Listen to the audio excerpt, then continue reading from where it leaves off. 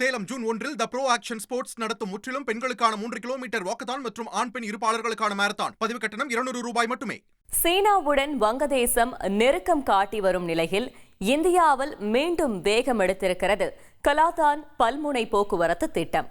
இத்திட்டத்தின் முக்கியத்துவம் என்ன? விவரங்களுடன் இணைகிறார் எமது சிறப்பு செய்தியாளர் பார்த்திபன். நன்றி பிரியா. நேர்களே, புதிதாக பொறுப்பேற்றிருக்கக்கூடிய இந்த இடைக்கால வங்கதேச அரசு தொடர்ந்து சீனாவோடு எந்த அளவுக்கு நெருக்கம் காட்டிட்டு வருதுன்றதை நம்ம செய்திகளில் பார்த்துட்டே தான் இருக்கோம். குறிப்பாக அந்த நாட்டின் மூத்த ஆலோசகராக இருக்கக்கூடிய முகமது யூனிஸ் சீன பயணத்தின் போது வடகிழக்கு இந்திய பிராந்தியம் குறித்து பேசிய பேச்சு எப்படி அது மொத்தமாக லேண்ட்லாக்டாக இருக்குது, சுற்றி கடல் பரப்பே கிடையாது. ஸோ அந்த பகுதியுடைய பொருளாதார வாய்ப்புக்காகவும் வளர்ச்சிக்காகவும் வங்கதேசத்தை சார்ந்திருக்க வேண்டிய ஒரு சூழல் அங்கே இருக்கிறது. ஸோ நாங்கள் தான் வங்கதேசத்துடைய எல்லையாக இருந்து இங்கே வங்காள விரிகுடா கடலுடைய பாதுகாவலர்களாகவும் இருக்கோம்லாம் பேசியிருந்தார். அதனைத் தொடர்ந்து பெஹல்காம் தாக்குதலை தொடர்ந்து பதற்றம் ஏற்பட்ட போது பாகிஸ்தான் மீது இந்தியா தாக்குதல் நடத்தினால் நாங்கள் வடகிழக்கு மாநிலங்களை கைப்பற்றுவோம்னு வங்கதேசத்தில் இருக்கக்கூடிய ஒரு மூத்த அதிகாரி பேசினதும் மிகப்பெரிய சர்ச்சையை ஏற்படுத்தியது.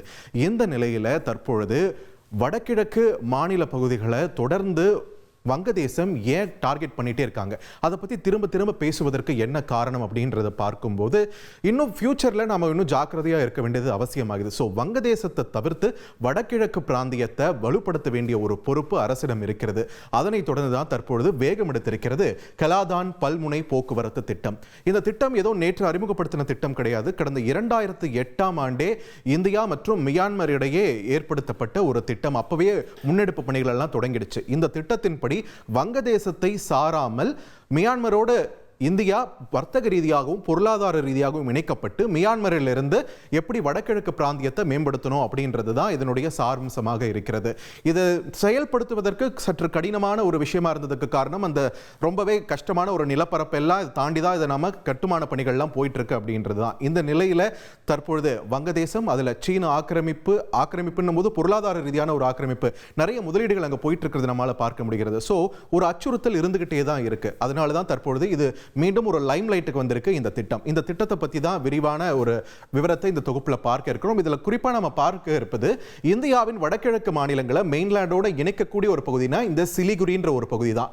இது வந்து மேற்கு வங்க மாவட்டத்தின் உச்சியில் இருக்கக்கூடிய பகுதி. இங்கே பார்த்தீங்கன்னா உங்களுக்கு தெரியும் வங்கதேச எல்லை எவ்வளோ ஒட்டி இருக்கு அப்படின்றது தெரியும். அந்த சின்ன ஸ்ட்ரெச் இருக்கு இல்லையா, வெறும் 22 கிலோமீட்டர் நீளம் தான். சிலிகுரி காரிடார்னு சொல்லக்கூடிய இந்த பகுதி ஒரு வேளை இந்த பக்கத்திலேயே சீனா எல்லையும் இருக்கிற காரணத்தினால இந்த பக்கம் வங்கதேசமும் இருக்கிறது. இரண்டுக்கும் இடைப்பட்ட இடத்தில் இருக்கக்கூடிய காரணத்தால் அச்சுறுத்தல் அதிகம். ஸோ இந்த 22 கிலோமீட்டர் ஸ்ட்ரெச்சை நம்பி தான் இந்த ஒட்டுமொத்த வடகிழக்கு பிராந்தியமும் இருக்கணுமா அப்படின்ற ஒரு கேள்விக்கான பதில் தான் இந்த திட்டம் அமைஞ்சிருக்கு. அது மட்டும் இல்லாம சமீபத்தில் வங்கதேசத்தில் சீனா அதிக அளவில் முதலீடு செய்து கொண்டிருக்கிற அதே நேரத்தில் அங்க இருக்கக்கூடிய லால் முனிர்ஹட் என்ற ஒரு விமான தளம் தற்பொழுது முக்கியத்துவம் பெற்றிருக்கிறது. இது வந்து முதலாம் உலக யுத்தத்தின் போது பயன்படுத்தப்பட்ட ஒரு விமான தளம். அதை மறுபடியும் மீட்டெடுத்து மறுசீரமைப்பு செய்யும் பணிகளில் வங்கதேசம் ஈடுபட்டிருக்கு.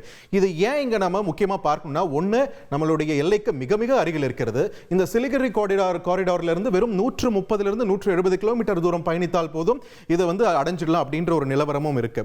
சோ இந்த லால் முனிர்ஹட் விமான தளம் சீனா கைப்பற்றுமா அப்படின்ற ஒரு சந்தேகமும் இருக்கிறது. ஏன்னா இந்த இடத்தை சுற்றி இருக்கக்கூடிய பல்வேறு பகுதிகளில் சோலார் பிளான்ட், மேனுஃபேக்சரிங் யூனிட்ஸ், இந்த மாதிரியான விஷயங்களை சீனா முதலீடு செய்து கொண்டிருக்கக்கூடியதையும் நம்மால பார்க்க முடிகிறது.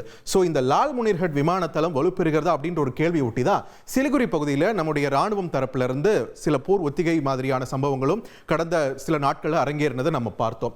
ஸோ இந்த மாதிரியான ஒரு இக்கட்டான சூழலில் தான் இந்த கலாதான் பல்முனை போக்குவரத்து திட்டமானது செயல்பாட்டிற்கு வர காத்து கொண்டிருக்கிறது. இது எப்படி செயல்பட இருக்கிறதுன்றதை பார்த்துடலாம். கொல்கத்தா துறைமுகம் தான் இங்க டார்கெட். இங்க இருந்து நீங்க வந்து சிலிகுரி வழியா இங்க வடகிழக்கு மாநிலத்தை அடையணும்னா ஒரு 1500 கிலோமீட்டர் தொலைவு பயணிக்க வேண்டியதா இருக்கு. அதே தொலைவு கடல் வழியாகவும் நம்ம பயணம் மேற்கொள்ளலாம் அப்படின்ற அடிப்படையில் தான் இந்த திட்டமானது வகுக்கப்பட்டிருக்கிறது. அந்த வகையில் கொல்கத்தா துறைமுகத்திலிருந்து பார்த்தீங்களா ஒரு 539 கிலோமீட்டர் கடல் மார்க்கமாக மியான்மர் நாட்டின் சித்வே துறைமுகத்தை இந்த சரக்குகள் அடையும். இதில் வரக்கூடிய சரக்குகள் பெரும்பாலும் பார்த்தீங்கன்னா உணவு தானியங்களாக இருக்கட்டும், அதே பருப்பு வகைகள், இந்த மாதிரியான விஷயங்கள், கனரக சரக்குகள் அப்படின்ற ஒரு விஷயம் இருக்கு இல்லையா, அதாவது போக்குவரத்துக்கு கொஞ்சம் சற்று கடினமான ஒரு விஷயங்கள். இதனால சிலிகுரி பிராந்தியத்தில் அதிக அளவில் டிராஃபிக் ஜாம் இந்த மாதிரி விஷயங்களும் ஏற்படக்கூடிய சூழலில் இந்த கடல் போக்குவரத்து வந்தால் இன்னும் கொஞ்சம் சுலபமாக இதை கையாளலாம் அப்படின்றதான் இந்த கான்செப்ட். ஸோ இங்கே சித்வே துறைமுகத்துக்கு வந்துட்டு பார்த்தீங்களா பாத்தீங்கன்னா இங்க மிசோரம் எல்லை இங்க தான் ஆரம்பிக்குது. ஸோ இங்க இருந்து மிசோரத்தை அடையணும்னா என்ன பண்றாங்க பாத்தீங்களா, இங்க இருக்கக்கூடிய ஒரு நதி கலாதான் என்ற ஒரு நதி, அதுதான் இந்த திட்டத்துடைய உயிர் நாடியாக இருக்கிறது. இந்த திட்டத்திற்கு அதனாலதான் கலாதான்ற பெயர் வச்சிருக்காங்க. ஸோ இந்த சிட்வேல இருந்து பலேத்வா என்ற பகுதிக்கு ஒரு இந்த கலாதான் ஆற்றில் வந்து பாத்தீங்கன்னா ஃப்ரைட் சரக்கு போயிட்டு செல்லக்கூடிய ஒரு மிகப்பெரிய படகு, அதுல வந்து இந்த சரக்குகள் கொண்டு செல்லப்படும். ஒரு 158 கிலோமீட்டர் தூரத்திற்கான ஒரு சரக்கு படகு பயணமானது மேற்கொள்ளப்படும். இந்த பலேத்வால இருந்து மிசோரம் இந்திய எல்லையில் இருக்கக்கூடிய ஜொரின்புய் என்ற ஒரு பகுதி, அது ஒரு 110 கிலோமீட்டருக்கான ஒரு ஸ்ட்ரெச். இந்த 110 கிலோமீட்டர்ல ஏற்கனவே 60 கிலோமீட்டருக்கான பணிகள் நிறைவடைந்து விட்டன. 50 கிலோமீட்டருக்கான பணிகள் தற்பொழுது போயிட்டு இருக்கு. ஸோ இந்த ஜொரின்புயை அடைந்ததுமே அங்கிருந்து லாங் தலாய் என்ற இன்னொரு பகுதி ஒரு 88 கிலோமீட்டர் பயணம் மேற்கொள்ள வேண்டியதா இருக்கும். இங்க லாங் தலாயில இருந்து இங்க மிசோரத்துடைய தலைநகரம் ஐசால் 244 கிலோமீட்டர் தூரத்து இது ஐசாலை அடையும். ஐசாலில் இருந்து அப்படியே பாத்தீங்கன்னா எங்க போகுது, நேரா சில்சர், அசாமில் இருக்கக்கூடிய சில்சர் பகுதியை சென்றடையும். இது ஒரு 170 இருந்து 174 கிலோமீட்டர் என்ற தொலைவில் இருக்கிறது. ஸோ இந்த பகுதிகள் பெரும்பாலும் நம்ம கவர் பண்ணிட்டாலுமே அதை எக்ஸ்பிரஸ் வேயா மாற்றுறதுக்கான பணிகளும் தற்பொழுது முன்னெடுக்கப்பட்டிருக்கின்றன. இந்த நிலையில தான் அரசாங்கம் தற்பொழுது 22,000 கோடி ரூபாய் மதிப்பில் இந்த சில்சாரில் இருந்து மேகாலயா தலைநகர் ஷில்லாங்கை இணைக்கக்கூடிய ஒரு திட்டத்தை அறிமுகப்படுத்தி இருக்கு. எவ்வளவு தூரம் இது பாத்தீங்கன்னா 166.8 கிலோமீட்டர் தூரத்தை கவர் பண்ணக்கூடிய பகுதி. 22,864 கோடி ரூபாய் இதற்கு தற்பொழுது ஒதுக்கீடு செய்யப்பட்டிருக்கிறது. சோ இந்த திட்டம் முழுமையா செயல்படுத்தப்படும் போது பாருங்க, இங்க கொல்கத்தாவில் இருந்து மொத்தமா இங்க வடகிழக்கு பிராந்தியத்தை இணைக்கக்கூடிய ஒரு பகுதியாக மாறுகிறது. இங்க மிசோரமா இருக்கட்டும், அதே மாதிரி அசாம், மேகாலயா இந்த பகுதிகளை அடைந்தாலுமே இங்கிருந்து மணிப்பூர், நாகாலாந்து மாதிரியான பகுதிகளுக்கும் சரக்குகளை கொண்டு செல்வதற்கான வசதிகள் ஏற்படுத்தப்படும். ஆனா மெயின் டார்கெட் இந்த திட்டத்தில் இருக்கிறது என்னன்னு பார்க்கும்போது, இந்த சிலிகுரி அப்படின்ற ஒரு ரொம்ப ரொம்ப வல்னரபிளான ஒரு பொசிஷன்ல இருக்கும் அப்படின்றத உணர்ந்து அங்க அதிக பாரத்தை அந்த பகுதியில் கொடுக்க வேண்டாம். எப்போது எப்படி என்ன விஷயம் நடக்கும்னு தெரியாத ஒரு நிலையில இங்க இருக்கக்கூடிய பாரத்தை குறைச்சு இங்க நம்மளுடைய பொருளாதார மேம்பாட்டுக்கும் வர்த்தக வளர்ச்சிக்கும் இந்த பாதையை பயன்படுத்த வேண்டும் அப்படின்றதான் இந்த திட்டத்தினுடைய அடிநாதம். அதுக்காக சிலிகுரிக்கோட முக்கியத்துவம் குறைஞ்சிருமான்னு கேட்டா கண்டிப்பா குறைய போறது இல்லை.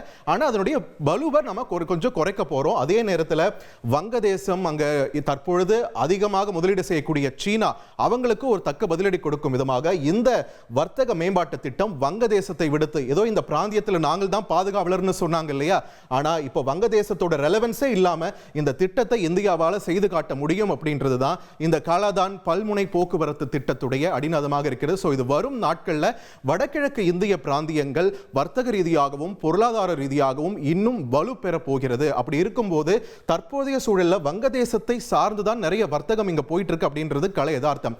ஆனா சமீப நாட்களாக அந்த வர்த்தகத்திற்கும் பல்வேறு கட்டுப்பாடுகள் இந்தியா விதிக்க தொடங்கிடுச்சு. ஒரு ஓபன் மார்க்கெட்டை வங்கதேசம் இங்க எக்ஸ்பீரியன்ஸ் பண்ணும்போது வடகிழக்கு பிராந்தியத்துக்கான பொருட்களை சந்தையை வங்கதேசம் வந்து கட்டுப்பாடுகள் விதிச்சுக்கிட்டே இருந்தது. அதற்கு பதிலடியாகத்தான் தற்பொழுது இந்தியாவும் நடவடிக்கை எடுத்திருக்கிறது. இந்த திட்டம் இன்னும் 5 ஆண்டுகள்ல முழுமையாக அமல்படுத்தப்படும் என்று சொல்கிறார்கள். அப்படி அமல்படுத்தப்படும் போது வங்கதேசம் இங்க வந்து ஒரு இரலவென்ட்டான ஒரு பகுதியாக மாறிவிடும் என்பதுதான் இதனுடைய மேஜர் பிளஸ் பாயிண்டே. சேலம் ஜூன் 1 த ப்ரோ ஆக்ஷன் ஸ்போர்ட்ஸ் நடத்தும் முற்றிலும் பெண்களுக்கான 3 கிலோமீட்டர் வாக்கத்தான் மற்றும் ஆண் பெண் இருப்பாளர்களுக்கான மாரத்தான். பதிவு கட்டணம் 200 ரூபாய் மட்டுமே.